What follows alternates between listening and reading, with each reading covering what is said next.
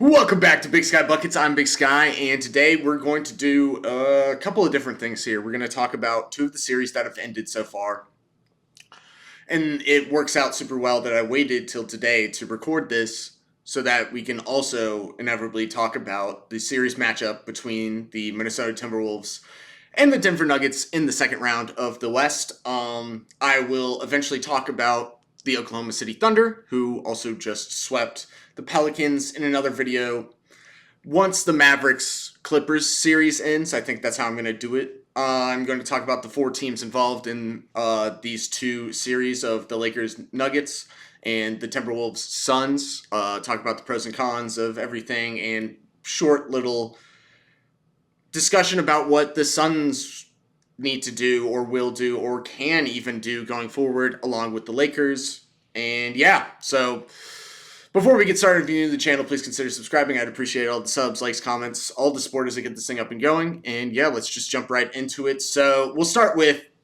the Wolves. And shout out to them. I was dead wrong about this series from the jump. This is one of those times where the regular season was not indicative of the matchup overall. The Suns had won 3 times in the regular season, but you can now, after the playoffs are done, they lost 4 games to their 3 wins. The Suns getting swept is definitely something, but let's start with the pros. Let's talk about the Wolves, because they deserve a lot of credit here. There are 4 players for the Wolves that just truly, truly shined in this series. Anthony Edwards looked like the superstar that he is on the path to being. Last year in the first round against the Nuggets, he showcased kind of spurts, and he has really worked on his game a lot, and he was incredible. The 2 wings for the Timberwolves were the difference makers, in my opinion. Nickeil Alexander-Walker was a stud in this series, along with Jaden McDaniels. They were phenomenal, and they're going to matter a lot in this upcoming series. Shooting, and especially defense, they were just perfect, really. There's not really many ways around it. Did they have perfect games? That's questionable, but it's as close to perfection as you're going to get from Nickeil Alexander-Walker. This is 2 series in the first round last year. They didn't have Jaden McDaniels, and he did a phenomenal job on Jamal Murray, and that helped them make it a close series. Yes, it was only a 5-game series, but he was an integral part of it being a very competitive first round. Jaden McDaniels, who had broken his hand in the first round last year, was back this year. Thankfully, he did not punch any walls this time around. And man, oh man, was he on Kevin Durant like white on rice. He was just truly electric on defense. And man, I believe it was game 2. Game 2 is when he just spazzed the fuck out and just got whatever he wanted, and he was the guy. That was his game. And that's kind of where I think a lot of people at that point realized this is more likely to be a sweep than anything else, and that's exactly what ended up happening. And the 4th guy, to me, Rudy Gobert. For someone who gets a lot of flack in the playoffs, he was phenomenal in the series. I think definitely part of it was matchups, but also just kind of, when Karl-Anthony Towns got into foul trouble, which we're going to get into later, he really stepped up a lot of times. Now, guarding Yusuf Nurkic is going to be different than guarding Nikola Jokic, but this is supposed to be me giving them credit, and they deserve it. My main issue with them was not their defense. Knew it was going to translate, and it did. It was their offense, and their offense looked immaculate. And now part of that could be the Suns and just not being able to play defense at all, not having any real wing defenders whatsoever, and only Yusuf Nurkic as their big, who was getting just outplayed every single second against Rudy Gobert. That is something, but this was convincing. This was a sweep, and there really was, until game 4, by the third quarter, this is when the team would run away. They would be like, whether it's Anthony Edwards, whether it was Jaden McDaniels, Karl-Anthony Towns at times too.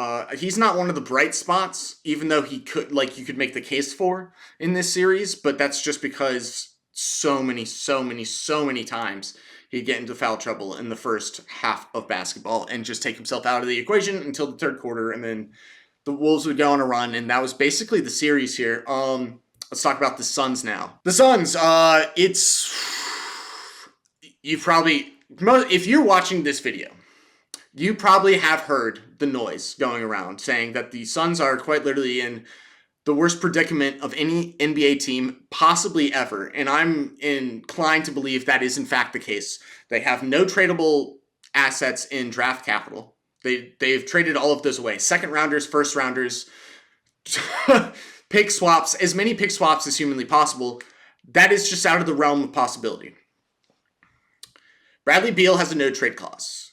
You cannot trade him to anywhere that he doesn't want to go, and he has a say in the negotiation of the trades themselves. He is not going to get traded.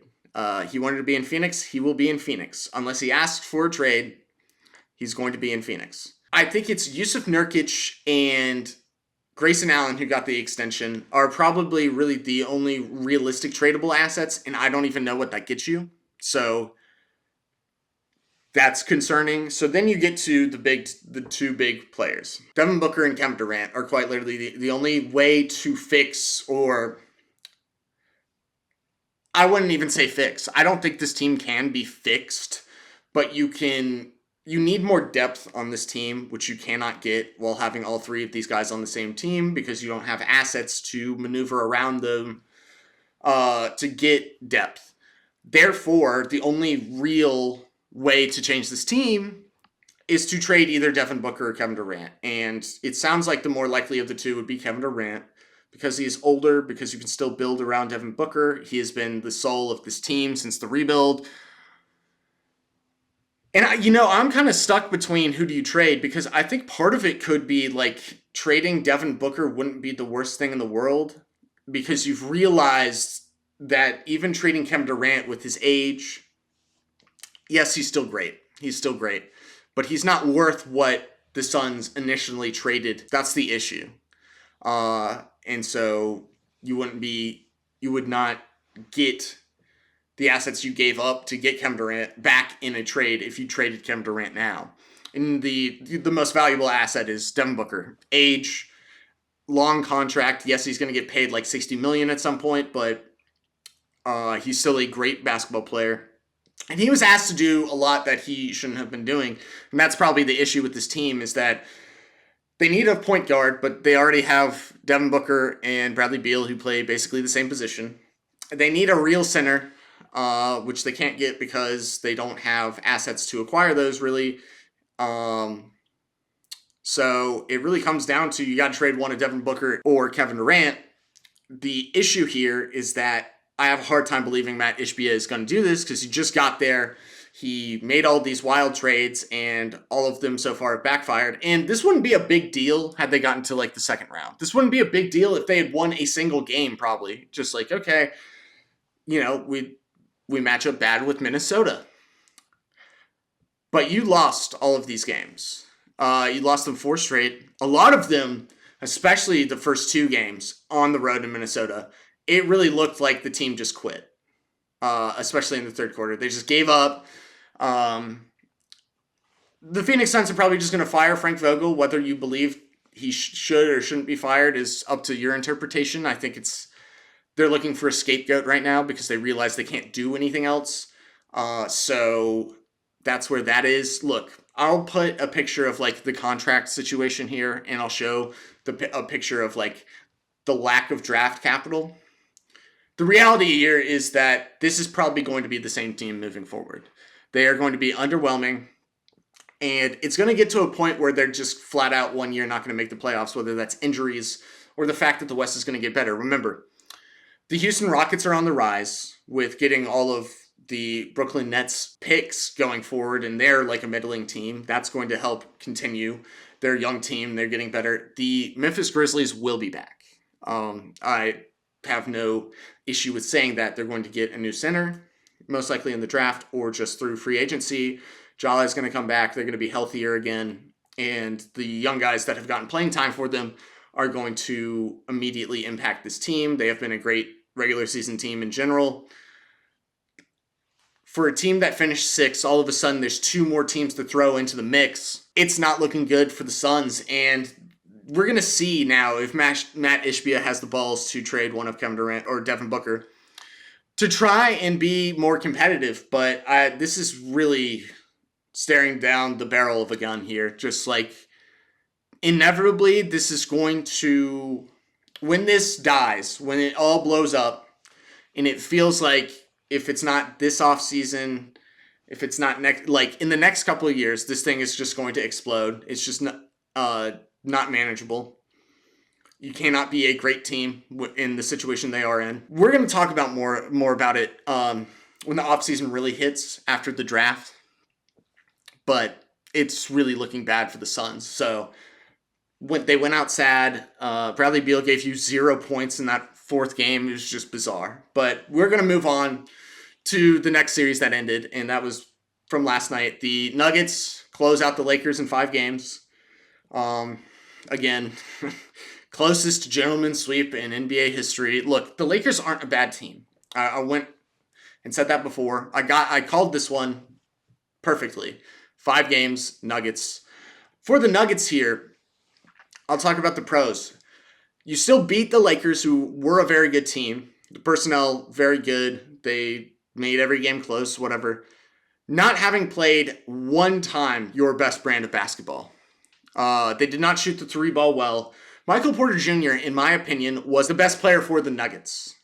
He was the most consistent, shockingly, for someone who is kind of up and down a lot of times because he is such a heavy jump shooter, especially from 3. But, I mean, he averaged basically 20 points a game in this series. A lot of times in those slow starts for the Nuggets in these games, he was actually the best player. He was consistently shooting, getting rebounds, while everyone was trying to get their motor up. Jamal Murray struggling with the calf. You know, he was up and down a lot of times in this game. Now, shout out to Jamal Murray himself. Having 2 game winners in a single series has never been done before. Apparently, he's the only person to ever do that. So he really is like the greatest playoff riser I've ever seen, because as I've talked about in the last video, he could play like dog shit for 3 quarters and still like shock you by how great he plays in the fourth. And that's like, again, he played good in the first quarter in this final game. And then he also played great in the fourth quarter. And in the middle, it was just, all right, I don't know. Look, it felt like at times, unless this is actually what the Nuggets looked like, it kind of did feel like they just didn't respect the Lakers. They didn't try hard enough. They never felt like up until this game, we're going to try in the first half. It was a lot of coasting and we don't really give a shit. Like, who cares? Other than Michael Porter Jr. and then the one Aaron Gordon game. Like, Jokic just had like very mediocre games for his standards throughout these 5 games. And he's averaging a triple-double through these first 5 games. And it's still not his best brand of basketball. That's the thing here is like the concern, it's both the concern and the pro here is that we still haven't seen the Nuggets' best brand of basketball, but that's also the concern is like, are they capable of it? Especially going up against the defensive powerhouse that is Timberwolves, but we'll get to that. Now let's talk about the Lakers here. I have no idea what's going to happen this offseason. Now it's all predicated, of course, on LeBron James. He has a player option, and it sounds like he's going to decline it and go into free agency. Probably just come back to the Lakers and get, whatever kind of amount of money he wants from them.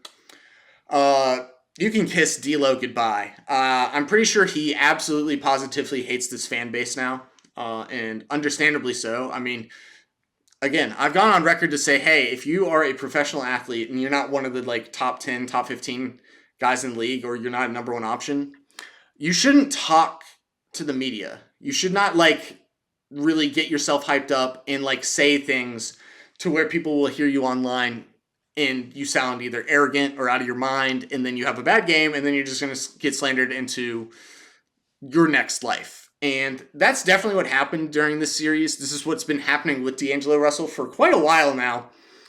But this one was put on full display. It's just you set yourself up for failure by saying things like this and then having a bad game. There's nothing negative to be said about Anthony Davis. He had a phenomenal series. Yes, there were moments of like you should have shot more in the fourth, or like in the second half of games. But I think that is a schematic issue along with the Nuggets making adjustments to try and slow down Anthony Davis. LeBron James was incredible in this series. So the way I see it for the Lakers is they have two paths here. They're going to have about 3 picks to trade. The things that are going to happen: D'Angelo Russell, as we talked about, is probably just going to walk for nothing, and Darvin Ham's going to get fired. That's all set in stone. I don't really have a big opinion on either one of those. I kind of figured both of these things were going to happen as the season progressed, and certain things ended up happening in the playoffs. The main thing here is the Lakers are going to have these 3 picks to trade, and what they should probably do is just go for fit and just elevating the roster in its entirety, getting better guards that are two-way guys, probably a better player than Rui Hachimura, who didn't really show up this go around in the playoffs, and just more fit personnel alongside LeBron and AD. They're going to need offense and defense at the rate that they're going. The issue I have is that just because it's the Lakers, I feel like they're going to try and do the big three thing, try and go for, I know Trae Young is in the rumors, Donovan Mitchell. And I think they're just going to end up finding themselves in the same position, not the exact same, but a similar position to the Suns, where it's just not enough. It's not raising the floor enough. It's just raising the ceiling. And then you have to throw in a bunch of like two-way contracts to fit in between. And then that in and of itself just like kills any momentum they have. So we'll see about that. Just food for thought. They have a lot of options, and they're not in a position like the Suns, so things could go pretty well for them, but it is something to think about. But yeah, that's what I have to say on the Lakers here. Okay, so now we are going to transition into the series preview of the first second-round matchup that we know about, and that is Timberwolves Nuggets, as we've just talked about in these series reviews. This might be a hot take, but this is by far going to be the best series, just based on prediction, in the entire playoffs this year. These two teams quite literally look the best. I think you can make an argument the Nuggets don't look that great, but part of it is that they still beat the Lakers looking subpar. The fact that they still were so good when they just needed to be, and that they could sleepwalk, is technically a pro less than a con. The con comes in when, if they do this against the Wolves, they're gonna get punched in the face. Now let's talk about personnel here. Starting five: Mike Conley, Anthony Edwards, Jaden McDaniels, Karl-Anthony Towns, Rudy Gobert, versus Jamal Murray, Kentavious Caldwell-Pope, Michael Porter Jr., Aaron Gordon, and Nikola Jokic. Let's start with the basics here. We know from previous experiences, this is a rematch of round one from last year, but the Nuggets have more experience this time around. They are now champions, and the Wolves are far superior. They are just an overall better team, from better defensive play from Rudy Gobert, better offensive play from Anthony Edwards, and the Karl-Anthony Towns Rudy Gobert fit is more seamless because they understand how to play with each other since they got to play more games together this time around. Here's the first con for the Wolves. Nikola Jokic is going to absolutely dominate Rudy Gobert and Karl-Anthony Towns. Now, there's going to be a lot of times that the two of them work in tandem to actually do a double correctly. But the one thing that's looming over it, if we're going to use these past two series in the first round as things to anticipate for this upcoming series, is A, Jokic was barely even trying in the last series, and B, the main concern I think that all Timberwolves fans probably have is that what Karl-Anthony Towns did through the first 3 games of that series, he didn't really get into foul trouble the final elimination game against the Suns. That foul trouble is going to fucking kill them. This is not a team that you can just kind of say, oh, whoops, Karl-Anthony Towns got 3 fouls in 10 minutes. No. You cannot do that. They will take advantage of you.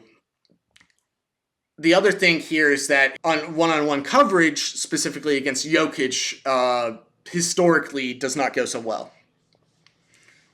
There's the famous quote of Rudy Gobert on the Jazz saying, I got him, to like one of the Jazz players, and Jokic looks over at him during a regular season game and just says, brother, I have 47, being guarded by Rudy Gobert. Look, that's not necessarily going to work. It's going to come down to Karl-Anthony Towns not getting in foul trouble and being a great help defender.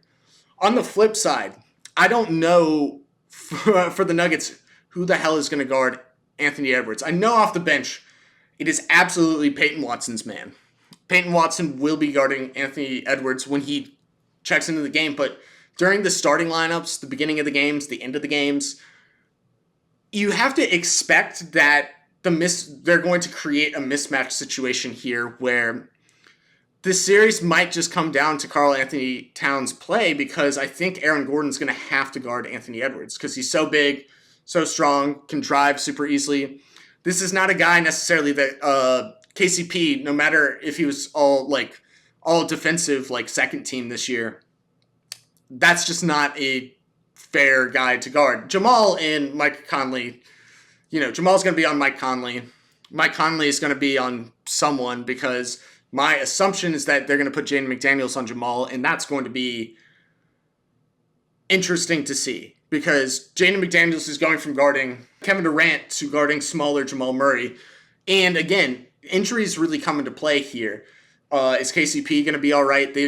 Getting this rest and ending the game last night and winning and moving on for the Nuggets was huge, so that Jamal can rest a little bit, KCP can rest a little bit, Reggie Jackson, who's more of a non-factor at this point, can rest a little bit, just absorbing minutes so that Jamal and KCP can sit at times. And that, to me, that's where it comes down to, is I don't know if just Jamal's going to be as big of a factor in the series, because instead of just Nickeil Alexander-Walker from last year, now there's Jaden McDaniels, and that in and of itself is going to take him out. I think this series really comes down to two things. We know Jokic and we know Anthony Edwards are going to get theirs. To me, I think this comes down to who the second best player on the Wolves and the Nuggets is. And all of a sudden, after this first round matchup against the Lakers, it looks like it might be Michael Porter Jr. And I think that's also the ironic thing, is that he's going to get two of the worst defenders on him. Karl-Anthony Towns is probably going to either guard him or Aaron Gordon, or that means that either Anthony Edwards or Mike Conley is going to guard him. And in that case, I mean, he's 7 feet tall, so it should be Karl-Anthony Towns. But I don't think it will be. And if Michael Porter Jr. plays the way he did in the Lakers series, this can cause a lot of trouble, because it went from he's just shooting threes to, oh my God, he's putting the ball on the floor. He's hitting 2-pointers. He's getting to the rim. He's playing much more of a 3-level scorer. It didn't always pan out that way, but if he plays that way, then yeah, I don't really know. And then on the flip side, Karl-Anthony Towns, like we talked about before, he just needs to stay out of foul trouble. I think off the bench, the offense looks a little bit better for the Timberwolves here. Naz Reid and even Nickeil Alexander-Walker, the way he played in that first round was truly immaculate. So I think the main thing here is just the rotation's a little bit bigger for Minnesota. Will that shorten at all? Hard to tell right now, but this to me is a 7-game series. I have a hard time seeing this go to 6 games. To 5 games. This is definitely not going to be a sweep. I don't think it's going to be a gentleman's sweep. I think this is, you can pick 6 to 7, but I think it's going to be super electric. I think whoever wins this series is going to make it to the NBA Finals. And yeah, I mean, strap in for what is going to be a brutal 7-game series between the Timberwolves and the Nuggets. This is going to be electric, and the main thing here is that if the Nuggets play more lackadaisical like they did against the Lakers, they're going to get punch in the face. And we're going to really figure out, and this is going to be a lot, is the Timberwolves offense, half-court offense, sustainable like it was against the Suns, who basically played no defense, and the Nuggets are a much improved defensive team. We're going to see if that comes into play at all. But yeah, get ready. This is going to be truly entertaining basketball. But yeah, thank you guys so much for watching, listening, sub, like, comment, all of that. And I will see you guys next time. See you guys later. Peace.